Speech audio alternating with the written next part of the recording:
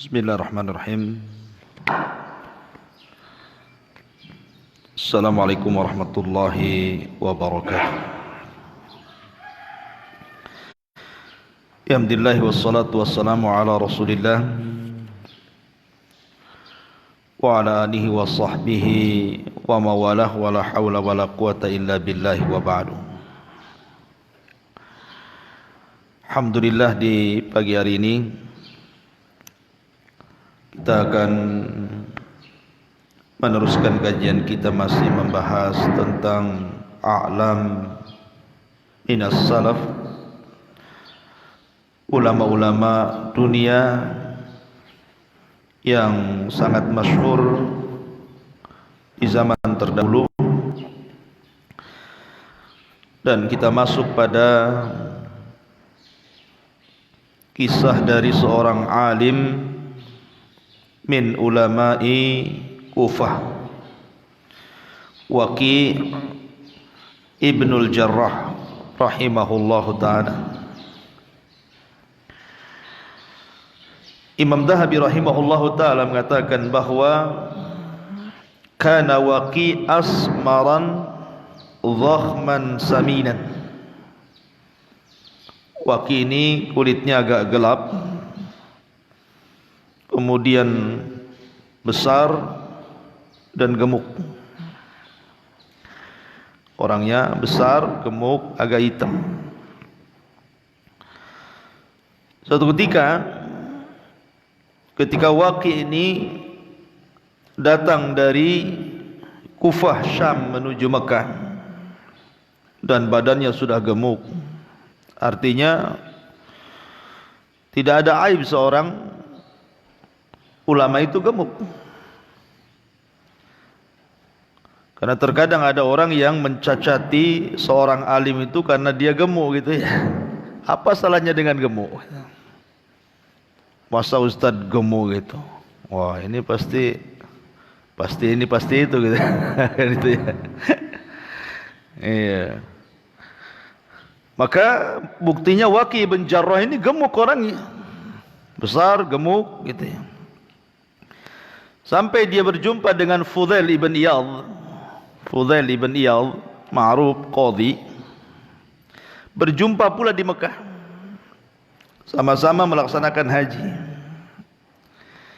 Fudail bin Iyadh ini sempat mengkritik karena gemuknya badan Imam Waqi' ini. Apa katanya Fudail? Ma hadas sam wa anta rahibul Iraq.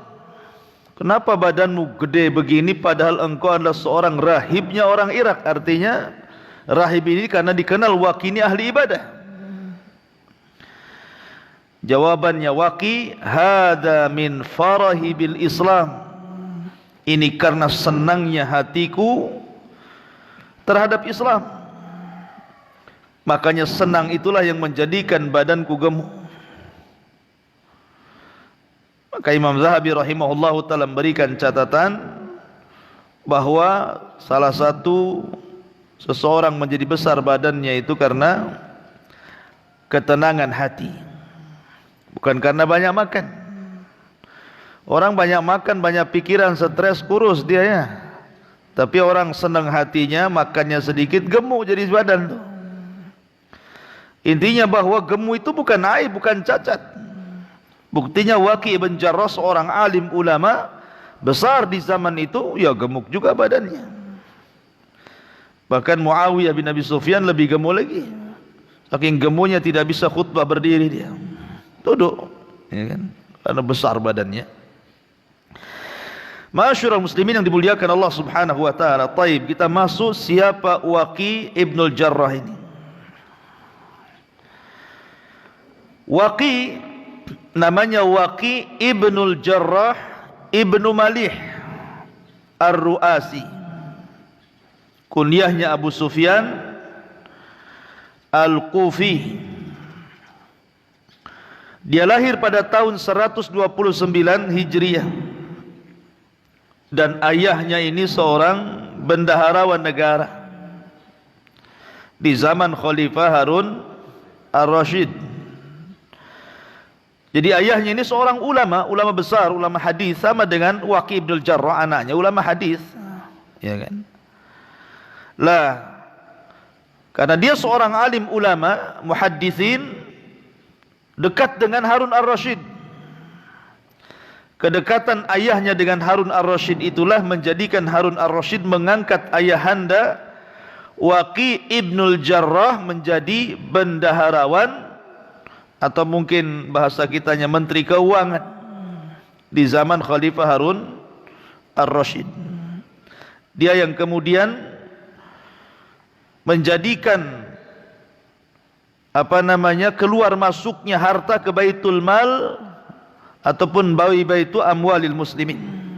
Itu ayahandanya Waqi' ibnul Jarrah. Lah Waqi' ibnul Jarrah ini adalah ulama besar karena memang guru-gurunya juga bukan kaleng-kaleng. Ya.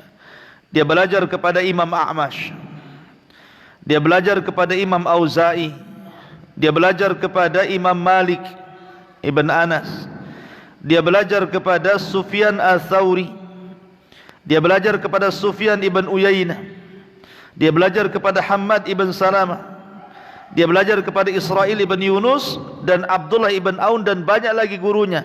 Tapi cukuplah orang-orang ini kalau disebut memang sudah luar biasa ini. Kalau belajar kepada orang-orang yang saya sebut ini sudah luar biasa.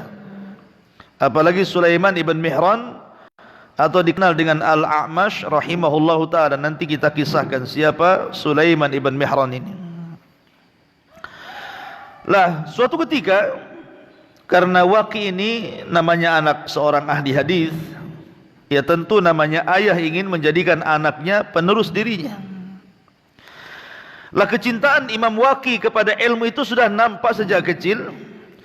Makanya bapaknya kemudian menyuruh Imam Waqi' untuk belajar kepada A'mash. Kata bapaknya, pergi kau ke A'mash, minta hadis kepada dia, belajar kepada dia, mulazamahlah dengannya. Berangkatlah Waqi' ibn al-Jarrah masih kecil dan mengatakan kepada A'mash, ya A'mash, hadisni hadisan.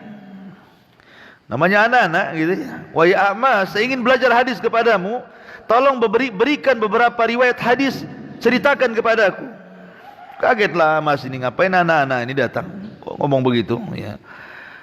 Dan A'mash enggak tahu kalau dia anaknya siapa namanya, Jarrah ibn Malih, ya, menteri keuangannya Harun ar-Rasyid. Jadi kata A'mash, mas muka siapa kamu?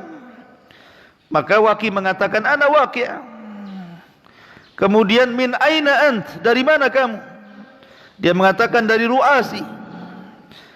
Maka dia mengatakan, saya juga dari Ru'asi, saya juga orang Kufah. Lalu di mana kamu dengan rumahnya Jarrah? Kamu dekat rumahnya Jarrah enggak? Katanya A'mash, katanya Waqi', huwa abi, dia bapakku.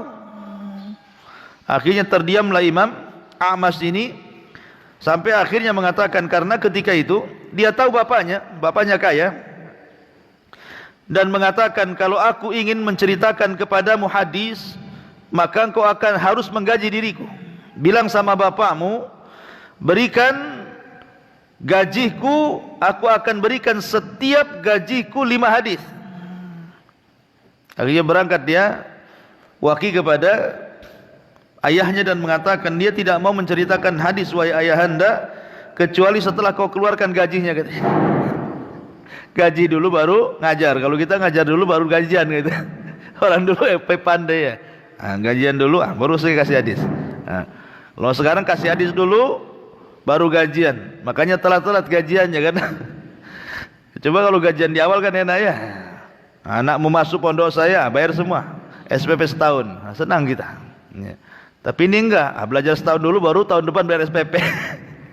Stres guru-gurunya nggak ada yang digaji. Jadi akhirnya setelah Waqi' mendengar perkataan A'mash, dia datang kepada ayahnya, kemudian mengatakan bahwa A'mash tidak mau mengajar kepadaku kecuali kau keluarkan gajinya.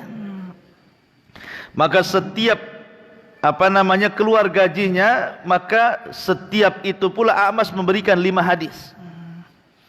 Jadi keluar gajinya 5 hadis. Pokoknya keluar gajinya 5 hadis, ya. Sampai akhirnya banyak hadis dikuasai oleh Waqi' ibnul Jarrah, karena Waqi' ini dikenal hafalannya. Waqi' ini sekali dengar enggak pernah lupa orangnya. Betul-betul kuat hafalannya. Termasuk Imam Syafi'i itu mengadu hafalan kepada siapa? Kepada Imam Waqi'. Kata Imam Syafi'i, syakautu ila Waqi' su'a hifdin fa arsyadani bi antarkil ma'asi wa'lam bi annal ilma nurun wa nurullahi la yuhda lil 'asi. Aku mengadu kepada Imam Waqi' soal buruknya hafalanku. Menunjukkan apa? Mengadunya Imam Syafi'i kepada Imam Waqi' itu karena Imam Waqi' dikenal hafalannya, enggak pernah lupa gitu, sekali dengar hafal gitu. Makanya Imam Syafi'i mengadu kepada Imam Waqi'. Aku mengadu kepada Imam Waqi' soal buruknya hafalanku, maka dia memberikan nasihat kepadaku agar aku meninggalkan maksiat, karena sungguhnya ilmu itu cahaya dan cahaya itu tidak mungkin masuk ke hati orang yang bermaksiat, kata Imam Syafi'i rahimahullahu ta'ala. Akhirnya setelah dia belajar kepada Sulaiman ibn Mihran ataupun Al-A'mash ini, mulailah dia belajar kepada guru-guru yang lain yang saya sebut tadi, Sufyan Ats-Tsauri, Sufyan ibn Uyainah, kemudian Malik ibn Anas, dan begitu seterusnya. Lah kita tahu bahwa madrasah yang paling besar yang ada di Kufah itu, yang menempa orang-orang menjadi ulama besar, ulama-ulama hadis di Kufah itu adalah madrasahnya siapa? Madrasahnya Abdullah bin Mas'ud radhiyallahu anhu. Abdullah ibn Mas'ud inilah yang mengasas di Kufah sehingga melahirkan murid-murid, dan murid-muridnya melahirkan murid-murid, murid-muridnya melahirkan murid-murid, sehingga banyak ulama tersebar. Jasanya siapa? Abdullah bin Mas'ud radhiyallahu anhu. Dia yang memulai karir, kemudian mendidik orang-orang Kufah sehingga melahirkan banyak ulama. Lah kita tahu bahwa Abdullah bin Mas'ud radhiyallahu anhu ini adalah orang yang paling mirip Nabi sallallahu alaihi wasallam di dalam hadyihi wa samtihi, kata ulama. Orang yang paling meniru Nabi dalam segala hal. Dalam segala hal ditirunya oleh Abdullah bin Mas'ud itu Nabi sallallahu alaihi wasallam. Ya, baik akhlaknya, baik perilakunya, dan begitu seterusnya. Lah Ibrahim ibn Yazid An-Nakhai, ulama setelahnya, muridnya Abdullah bin Mas'ud, adalah orang yang persis akhlaknya seperti Abdullah bin Mas'ud. Kemudian datang Mansur ibn Mu'tamir, itu akhlaknya persis seperti Ibrahim ibn Yazid An-Nakhai. Kemudian datang Sufyan Ats-Tsauri. Sufyan Ats-Tsauri ini akhlaknya lebih mirip dengan Mansur ibn Mu'tamir. Kemudian setelah Sufyan Ats-Tsauri meninggal, datang Waqi' ibnul Jarrah. Dia lebih mirip akhlaknya dibandingkan Sufyan Ats-Tsauri. Makanya ketika Sufyan Ats-Tsauri meninggal, dialah yang kemudian menggantikan ulama di Kufah, Waqi' ibnul Jarrah ini. Ma'asyiral muslimin yang dimuliakan Allah Azza wa Jalla. Taib, Waqi' ibnul Jarrah ini dikenal memang orangnya suka puasa, ya, tapi tidak kurus juga badannya. Dia bahkan dikatakan yasumu dahra. Dia puasa setiap hari. Dia buka itu cuma Idul Fitri, Idul Adha, Yaumus Syak. Selebihnya puasa. Ya. Tapi ya enggak kurus-kurus gitu ya. Jadi kalau orang puasa diet, ya buktinya nih enggak kurus-kurus juga ya, Waqi' tetap aja gemuk gitu ya. Karena memang yang menjadikan gemuk itu hati senang. Kalau hati susah, banyak makan pun kurus. Lah, Imam Waqi' ini terkenal puasa yang cukup lama, dan dia selalu membaca Al-Quran sebelum tidur. Sebelum tidur dia baca Al-Quran, sulusul Quran, minimalnya sepertiga Quran dia baca setiap mau tidur. Jadi setiap sebelum tidur dia baca Quran, sepertiga Al-Quran sudah dibaca baru dia tidur. Nanti dia terbangun tengah malam, maka dia kemudian melanjutkan bacaan Al-Quran sehingga dalam seminggu itu berkali-kali khatam. Waqi' ibnul Jarrah ini, ya, dalam seminggu itu bisa 2-3 kali khatam Al-Quran. Dan begitulah para ulama ya, ihtimam mereka dengan Al-Quran luar biasa. Lah suatu ketika ikhwatu fillah muliakan Allah Azza wa Jalla, bahwa Imam Waqi' ibnul Jarrah ini, ingat Imam Waqi' ini orangnya serius. Dia tidak bisa bercanda. Jadi kalau dia membuka majelis ilmu seperti ini, seolah-olah murid-murid itu satu nafas. Kalau ada yang gerak saja satu, maka dia langsung keluar ambil sendalnya pulang. Kalau ada murid-muridnya, ada yang batuk, ada yang bergerak, penanya jatuh, kedengaran saja sama Waqi' bin Al-Jarrah, maka dia langsung bangkit, ambil sandal, pulang. Nggak ngaji kita. Coba bayangkan. Oh, di zaman sekarang ya, diterapkan Waqi' bin Al-Jarrah ini nggak ada kajian tuh sampai kiamat. Orang ngaji bawa anak kan. Ributnya bukan main, gak garu-garuan. Nggak ribut bapaknya, ribut anaknya. Nggak ribut anaknya, ribut istrinya kan itu. Tak apa-apa, nggak ribut orangnya, handphonenya ribut. Nah, jadi orang sekarang nggak seperti orang dulu. Memang orang dulu serius, seolah-olah satu kajian itu satu nafas gitu. Kalau ada yang dengar gerak sedikit saja, makanya orang dulu itu serius. Ambil pena, ambil buku gini, catatnya. Nggak peduli orang sekitarnya. Oh, gitu ya. Makanya banyak yang berhasil muridnya Waqi' bin Al-Jarrah itu menjadi ulama besar, karena majlisnya seperti itu ketatnya. Ya. Lah, Waqi' bin Al-Jarrah ini dia memiliki keistimewaan di hadapan Harun Ar-Rasyid, karena memang ayahandanya sendiri dihormati Harun Ar-Rasyid. Diminta berkali-kali untuk jadi qadhi, tapi dia tak mau. Berkali-kali diminta, sudahlah kau jadi qadhi saja di Kufah. Dia tidak mau. Hanya alasannya bahwa penglihatanku kabur, tidak bisa saya jadi qadhi. Sampai berkali-kali dia meminta kepada Harun Ar-Rasyid untuk tidak dijadikan qadhi. Akhirnya Harun Ar-Rasyid paham, memang dia enggak mau. Jadi begitu para ulama ya. Mereka kalau dijadikan hakim itu tidak mau. Kalau zaman sekarang kan rebutan tuh jadi hakim, apalagi hakim agung ya. Ma'asyiral muslimin yang dimuliakan Allah Azza wa Jalla. Lah suatu ketika masa-masa belajar Imam Waqi' ini, dia sedang catat hadis, habis pula penanya. Kemudian di sampingnya ada pena nganggur punya kawannya, main ambil saja, kemudian dicoret-coret dia. Ya. Selesai kajian dibalikin lagi tanpa izin. Ya. Tanpa izin, karena memang orang nggak sadar gitulah. Orang lagi belajar serius gitu kan, tahu-tahu habis penanya. Jadi nggak sadar, main ambil aja yang pena di sekitar, kemudian terus sampai selesai kajian. Baru setelah dia pulang ke rumah sadar, oh iya juga, tadi pena orang saya pakai katanya, saking nggak sadar gitu. Ya. Gosop bahasa kitanya ya. Akhirnya kemudian dia pulang, dia minta kepada ayahnya uang beberapa dinar, didatangi orang yang punya pena dicari, habis itu diganti dengan beberapa dinar yang kalau dia beli 100 pena bisa. Karena dia sudah memakai pena tanpa izin seperti itu. Kemudian juga kita tahu bahwa mazhabnya Waqi' bin Al-Jarrah ini lebih banyak terpengaruh dengan mazhab Hanafiyah. Mazhab Hanafi, karena maklum di Syam ya. Sehingga selalu bermasalah, berselisih dengan Sufyan ibn Uyainah yang ada di Mekah. Karena kita tahu bahwa lebih dekat kepada mazhab ahli hadis gitu dengan Malikiyah sana kan. Sementara Syam ini kan Hanafiyah. Jadi ada cekcok antara Waqi' bin Al-Jarrah dengan Sufyan ibn Uyainah dan ulama Mekah khususnya.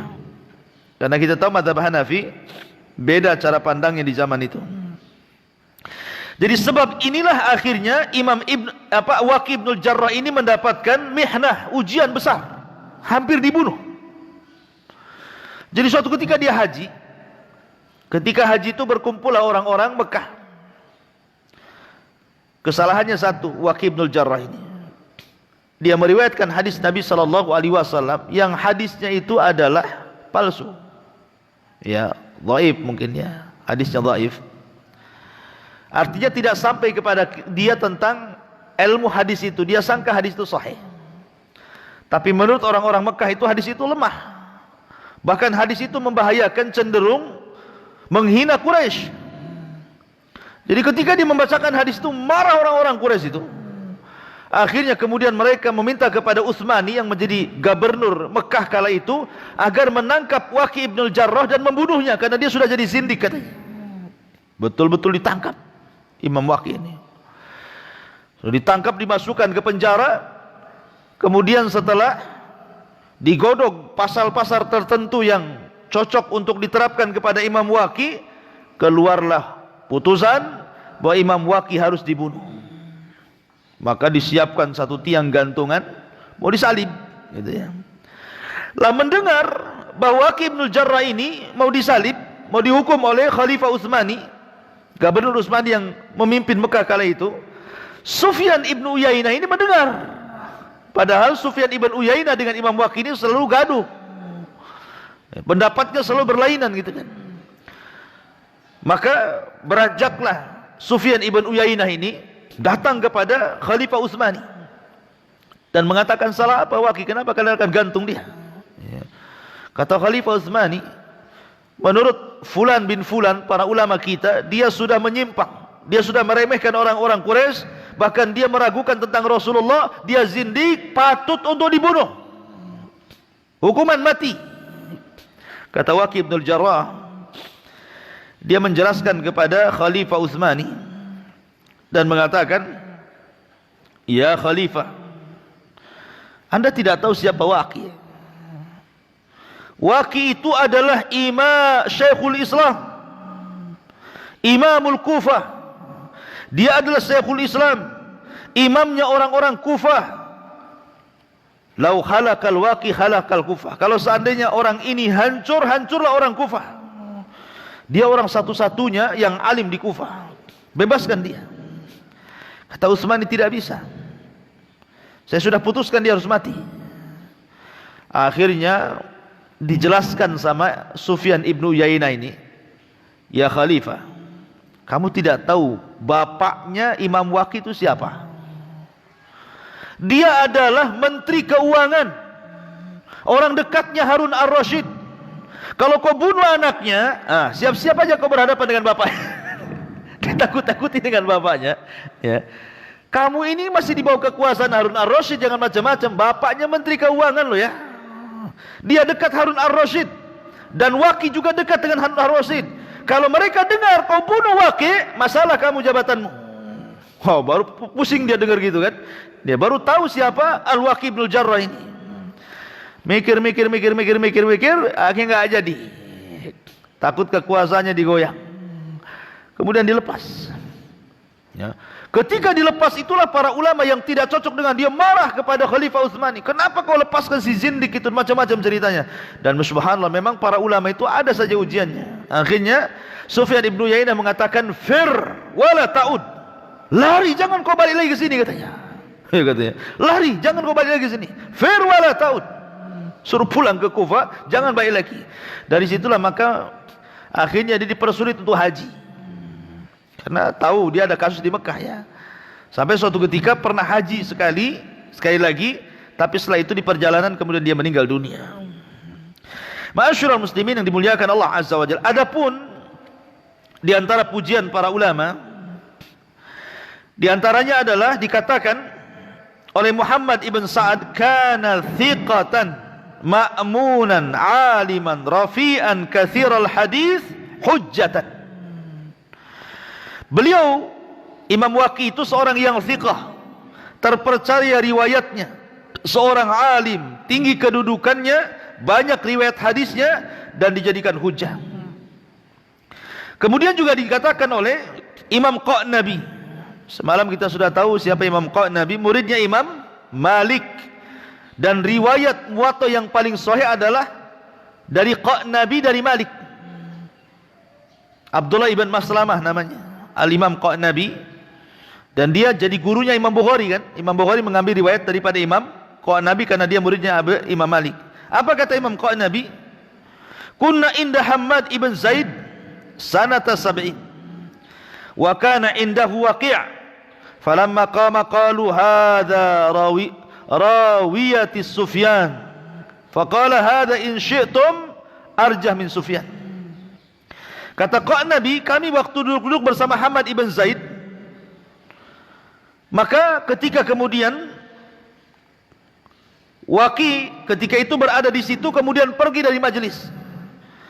Orang-orang pun memuji Imam Waqi dan mengatakan, dialah rawinya Sufyan, atau kalau kalian mau katakan dia lebih baik dibandingkan Sufyan.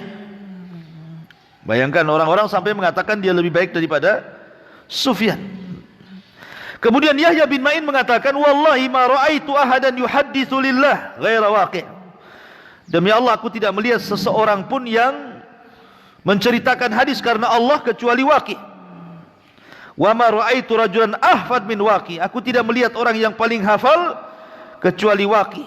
Wa Waqi'u fi zamanihi kal Auza'i fi zamanihi. Kedudukan Waqi' di zamannya persis seperti Imam Auza'i di zamannya. Kemudian juga dikatakan oleh Abdul Razak, ra'aitu Thawriya wa ibn Uyainata wa Muammaran wa Malikan wa ra'aitu fama ra'at ainayya qad mithla Waqi'. Aku sudah melihat Sufyan Ats-Tsauri, katanya Abdul Razak. Aku melihat Ibnu Uyainah, aku melihat Muammar, aku melihat Imam Malik, aku melihat fulan. Sungguh ketika aku melihat Imam Waqi', aku tidak pernah melihat semisalnya. Luar biasa itu pujiannya ya. Kemudian juga dikatakan anaknya Imam Ahmad, Abdullah ibn Imam Ahmad, Abdullah ibn Ahmad ibn Hanbal, sami'tu abi, aku mendengar bapakku ngomong, kana Waqi' hafidhan ma ra'aitu mithlah. Adalah Waqi' orang yang paling hafid, paling mantap hafalannya, dan aku tidak pernah melihat seperti dia. Bahkan dijelaskan oleh Jarir, dia berkata, ja'ani Ibnul Mubarak. Ibnul Mubarak datang kepadaku, fakultu lahu, dan aku katakan kepadanya, ya Aba Abdurrahman, man rajul al-Kufatul yaum, siapakah ulama Kufah hari ini? Fasakat. Maka Abdullah bin Mubarak pun diam. Thumma qal, kemudian dia mengatakan, Waqi' ibnul Jarrah. Kamu ingin tahu ulama Kufah hari ini? Dialah Waqi' ibnul Jarrah. Kemudian juga dijelaskan di antara hafalannya, kenapa dipuji oleh para ulama hafalannya itu? Karena banyaknya para ulama yang mengatakan seperti itu. Di antaranya adalah dari Ali ibn Hashram, ma ra'aitu biyadi Waqi' kitaban qat. Aku tidak pernah melihat Imam Waqi' itu kalau belajar bawa buku. Persis kayak antum. Kalau belajar gak bawa buku gitu ya. Tapi karena dia itu sekali dengar langsung hafal, gak ada masalah kan gitu. Kalau kita kan sekali dengar langsung keluar, masuk telinga kanan, keluar telinga kiri, bahkan masuk telinga kanan, keluar dari telinga kanan, mental karena ngantuk gitu ya. Jadi itulah Imam Waqi', karena kuatnya hafalan, dia gak pernah bawa buku sama sekali, karena dia kuat hafalannya. Katanya Ali ibn Hashram, ma ra'aitu biyadi Waqi' kitaban qat, innama huwa hifdhun, sesungguhnya yang dibawa dia adalah hafalan. Fasa'altuhu an adwiyatil hifdi, aku tanya, katanya Ali bin Hashram, apa kunci hafalannya? Maka Imam Waqi' mengatakan, tarkul ma'asi, tinggalkan maksiat, maka itu kunci hafalan. Kemudian juga dikatakan Yahya bin Ma'in, ma ra'aitu ahfad min Waqi', aku tidak melihat orang yang paling hafal dibandingkan Waqi'. Ishaq ibn Rahawai, seorang alim ulama Syafi'i, mengatakan, hifdhi wa hifdhu ibnil Mubarak wa hifdhu Waqi', kalau kusamakan hafalanku, kemudian hafalan Ibnu Mubarak, kemudian hafalan Waqi', sungguh Waqilah orang yang paling hafal di antara kami semua. Itu pengakuan Ishaq ibn Rahawai ya. Luar biasa. Kemudian di antara adab dan karamnya dijelaskan oleh Sa'ib, dia mengatakan, jalastu Waqi' ibnul Jarrah sab'a sinin, aku sudah duduk bersama Waqi' itu berapa tahun? 7 tahun. Fama ra'aituhu,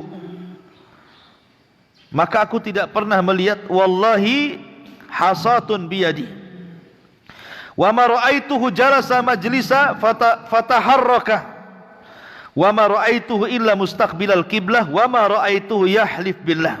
Aku tidak pernah melihat dia menggoyang-goyangkan tangannya main-main.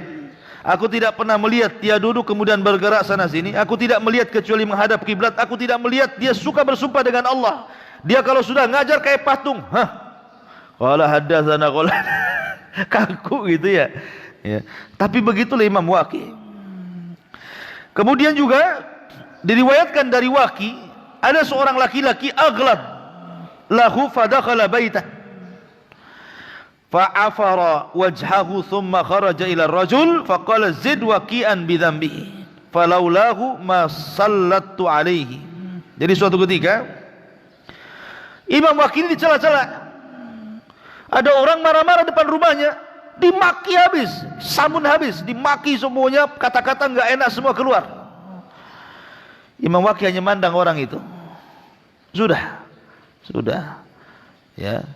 Dia mengatakan, wallahi demi Allah, ma tasubbuni illa min ajli dzambi. Aku demi Allah, kau tidak mencelaku kecuali karena dosaku.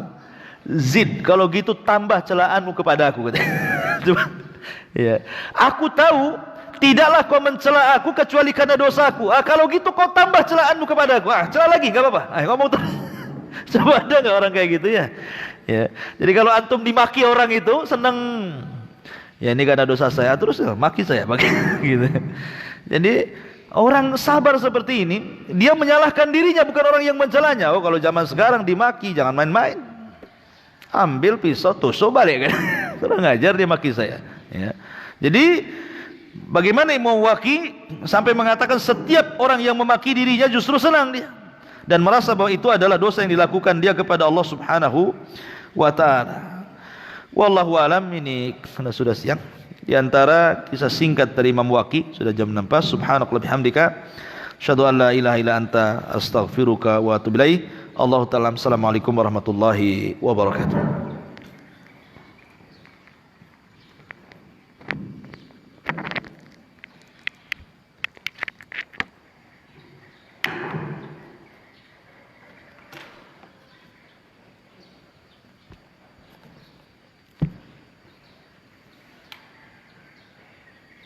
Bagus ya.